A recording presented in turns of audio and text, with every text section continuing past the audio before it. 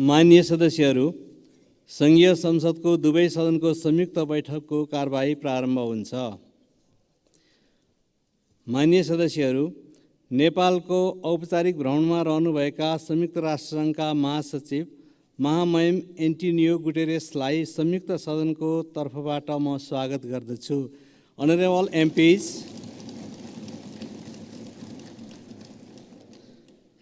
I would like to extend a warm welcome to His Excellency Antonio Guterres, the Secretary General of the United Nations, on behalf of the joint sitting of both houses.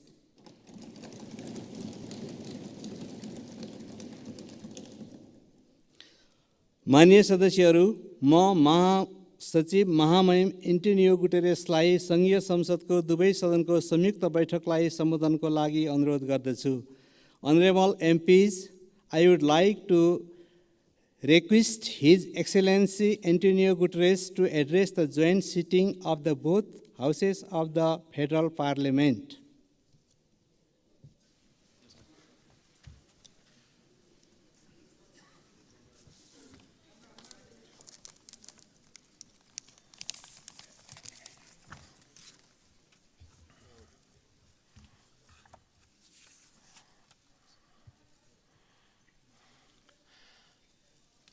Your Excellencies, the two presidents of the two houses of the Nepalese Parliament, Excellencies, distinguished ministers, parliamentarians, and friends. Allow me, before I start, to express my deep gratitude for the wonderful hospitality that the government and the people of Nepal has provided to me during these 3 days. All the facilities that were put at my disposal have transformed this visit in an enormous success. I learned a lot, and I commit to use what I learned to support Nepal in your struggle against climate change and for development of your country. When I am here, I am twice at home.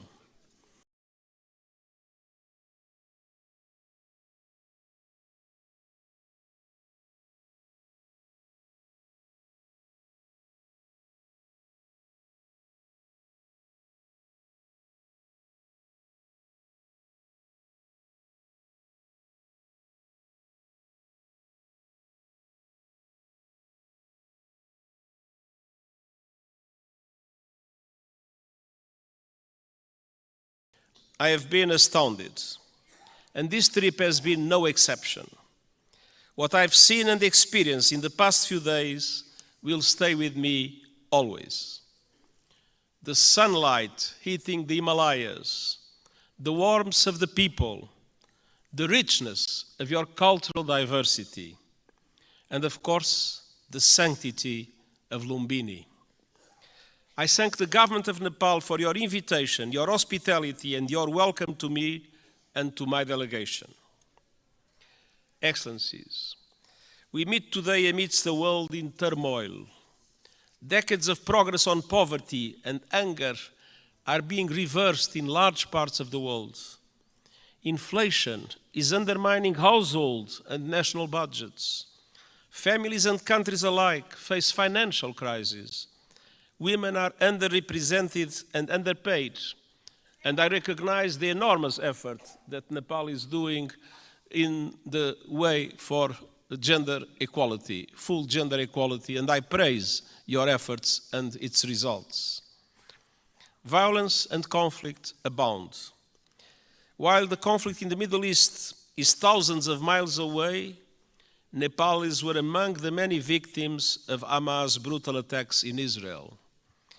I send my sincere condolences to the families of the 10 Nepalese students who were killed and express my best wishes for the safe return of Mr. Bipin Joshi, who is missing.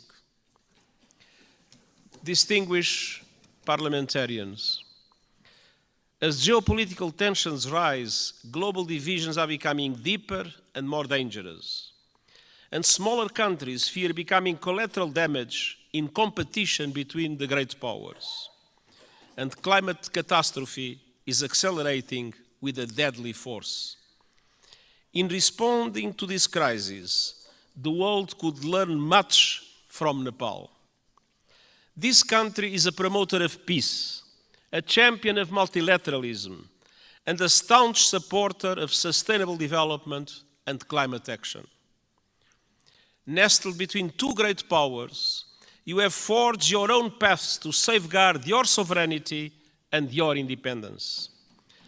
And your journey over the past 20 years has been wonderful to see. A new republic with a new constitution as the UN Charter at its heart. You were quick to embrace the Sustainable Development Goals and are making progress on many of them, independently of the difficult financial conditions that developing countries face in today's unfair world. Your country has successfully calmed the storms of conflict and moved from war to peace, a process the United Nations has been proud to support. Dear parliamentarian colleagues, Nepal does not stand still. Your dynamic story of progress continues today. Your graduation from least developed countries status is imminent, and the United Nations is committed to supporting a smooth transition. And you are preparing the final stages of our Nepalese-led peace process, healing the wounds of war through transitional justice. A process to bring peace to victims, families, and communities haunted by questions and scared by injustice, and help put the past to rest. Transitional justice can play a vital role in securing lasting peace, but we all know it's not easy. By nature, it's a delicate and complex process. We know that transitional justice has the greatest chance of success when it is inclusive, comprehensive, and has victims at its heart. When it centers on truth, reparation, and justice, when women participate fully, and when all victims of human rights violations can find meaningful redress. And I welcome efforts here in Nepal to drive progress and find solutions in this regard. And I want to tell you are not alone. The United Nations, respecting the Nepalese leadership of this process, stands ready to support you with your victim-centered process and its implementation in line with international standards, your own Supreme Court's rulings. The United Nations and Nepal are old friends. Our cooperation runs deep. Nepal has long been a cherished member of the UN family and a powerful voice for developing countries, most recently as chair of the Least Developed Countries Group. And this relatively small country compared with the big powers has made an outsized contribution to international peace. Of all the countries on earth, Nepal is the second largest contributor of troops to United Nations missions, military and police. I'm sincerely grateful to the Nepali people for their dedication, their courage, and their service in peacekeeping. And I would like to take a moment and ask for one moment of silence to honor those Nepalese who have lost their lives serving under the blue flag.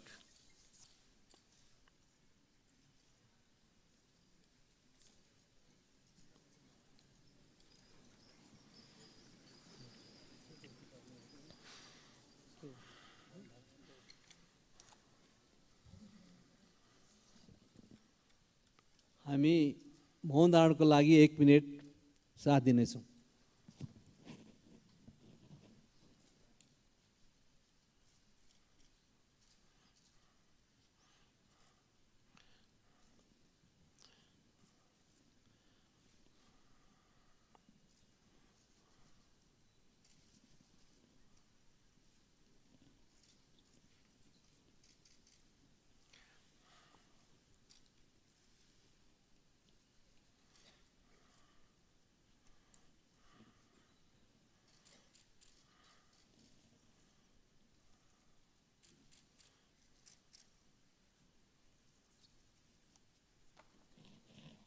Thank you. Their memory will never be forgotten, and the United Nations is proud of the exceptional contribution of Nepalese soldiers and police officers in our peacekeeping missions. Dear parliamentarian colleagues, on climate action, Nepal is a frontrunner. You are on target to reach net zero emissions by 2045. Thanks to extraordinary reforestation efforts, trees now cover almost half of the country. And you are one of the pioneers of the Early Warning Systems for All initiative, which aims to protect every person on Earth by 2027. Yet global crises are hitting Nepal hard, as they are developing countries around the world. The lingering effects of COVID-19 pandemic, inflation, and above all the climate crisis are threatening hard-won development gains and squeezing the funds available for investment. Nepal contributes a minimal fraction of a percent, 0.000%, to global emissions. But monsoons, storms, landslides are growing in force and ferocity, sweeping away crops, livestock, and entire villages, decimating economies and ruining lives. In August, landslides caused by heavy rains caused devastation and killed scores of people. And glaciers are melting at record levels. I was a witness. Nepal has lost close to a third of its size in just over 30 years. The effect is devastating. Swollen lakes bursting, rivers and seas rising, cultures threatened, and mountainsides exposed, inflaming the risk of landslides, and avalanche. Threats will continue mounting. Himalayan glaciers provide fresh water to over 1 billion people. As they shrink, so do river flows.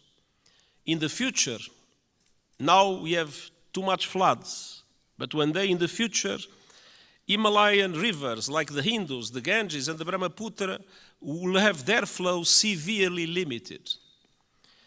Combined with saltwater intrusion, that will decimate deltas in this region and beyond. That could mean low-lying communities and entire countries erased forever. Millions of people on the move and fierce competition for water and land. Nepal is now one of the countries that is suffering the most, but other South Asian countries might become in the future terrible victims of the receding glaciers of Nepal. Dear parliamentarian colleagues, what is happening in this country as a result of climate change is an appalling injustice and a searing indictment of the fossil fuel age. I am deeply concerned by those communities in Nepal facing the brutal impacts of the climate crisis. The United Nations stands with them. The world must do the same. That was one of the reasons why I took profit of my visit to the Everest base camp to issue a video for the whole world showing the drama of receding glaciers and the impacts that will have in the future. Nepal and other developing countries need far greater international support to aid development, accelerate climate action, and weather the current global storms. I have proposed a Sustainable Development Goals stimulus that would release at least $500 billion a year in affordable long-term finance for sustainable development and climate action in developing countries like Nepal. Member States welcomed the proposal at the General Assembly last month and committed to advance it. I call on them to take action now to make these commitments a reality. Unfortunately, in our world, many times people announce commitments and then do not implement those commitments. These commitments about finance for developing countries and climate action must be implemented. I urge leaders to act on climate without delay, with the biggest emitters leading from the front. All countries must put the acceleration agenda I propose into effect to limit the rise in global temperature to 1.5 degrees Celsius. And they must make COP28 count with a strong outcome building on the so-called global stocktake. And we also need to deliver climate justice. Developed countries must honor the promise of $100 billion a year to support developing countries in climate, and double adaptation finance as a first step of devoting half of climate finance to adaptation. Investment in the resilience of communities, in the resilience of infrastructure is today a must, because climate change impacts are not a problem of the future, they are felt today by the populations, and it is today that developed countries must support countries like Nepal to do the necessary investments in that regard. The most vulnerable must be at the center of efforts to build climate resilience. And all parties must operationalize the landmark loss and damage fund at COP28 this year. There is loss and there is damage. You can see it in Nepal. There must be a compensation for it. The Nepalese people depend on it. For families that have lost their home to storms, for communities forced to abandon their villages by rising rivers, loss and damage is not a negotiating point or a bureaucratic abstraction, it is a lifeline.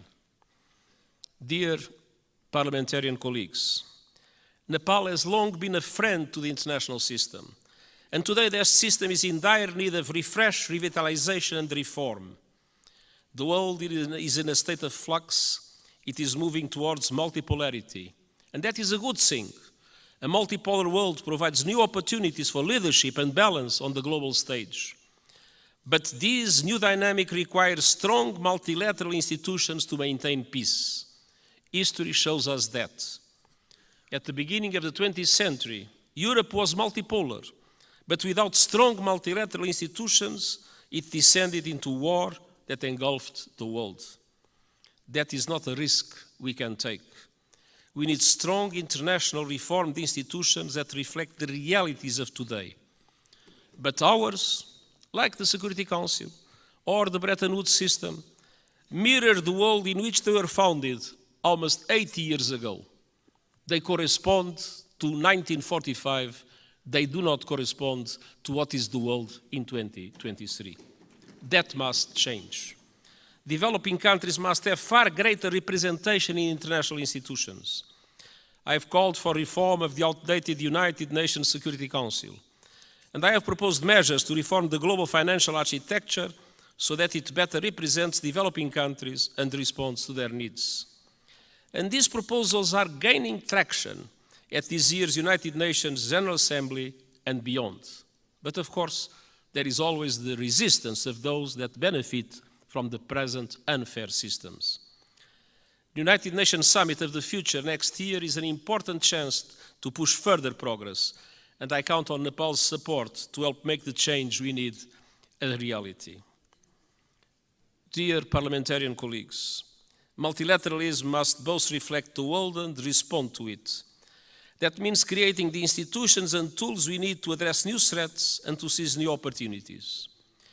Today, technology is an example of both. It can solve problems and spur development, or it can entrench divisions and inflame inequality. Today, it's doing too little of the former and too much of the latter. We need a global response to the technologies that are changing the world at astonishing speed, to harness them for the good of humanity. And all countries must have a say, not only the most rich countries in the world that have more resources to develop those new technologies. My high-level board on artificial intelligence includes experts from G77 countries, the Global South. It will report this year, so member states can consider global governance options for artificial intelligence.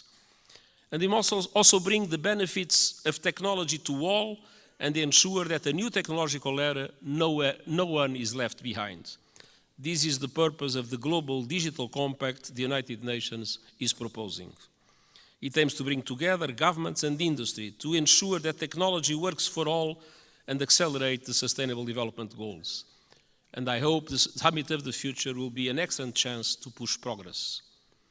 As a steadfast champion of multilateralism, peace, and developing countries' interests, Nepal will be a vital ally at the summit. Dear parliamentary colleagues, it has been my great pleasure to visit this extraordinary country over the past few days. What I've seen confirms a simple truth. Nepal is a friend of the world, so the world must be a better friend to Nepal. And the United Nations will never stop fighting to make that a reality, and I thank you.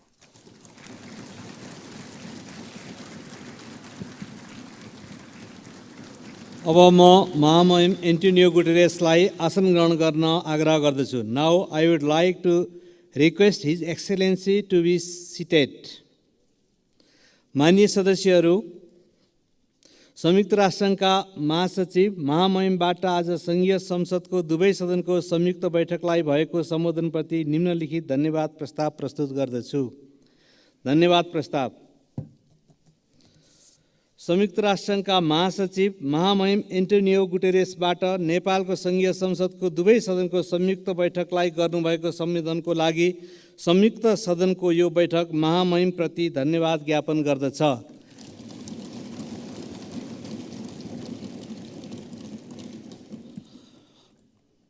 Motion of thanks. This joint sitting of the Federal Parliament of Nepal expresses its gratitude to the Secretary General of the United Nations, His Excellency Antonio Guterres, for his address to the joint sitting of the both Houses of the Federal Parliament.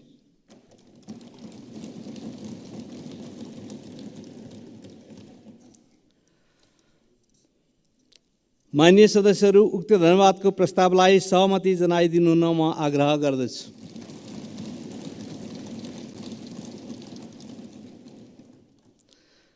माननीय सदस्यहरू, यो बैठक स्थगित भए पश्चात सम्पूर्ण माननीय सदस्यहरू आफ्नो स्थानमा उभिएर महासचिव महामहिम एन्टोनियो गुटेरेसलाई बिदाई गरिदिनु हुन म आग्रह गर्दछु. माननीय सदस्यहरू, सङ्घीय संसदको दुवै सदनको संयुक्त बैठक यहीँ स्थगित हुन्छ.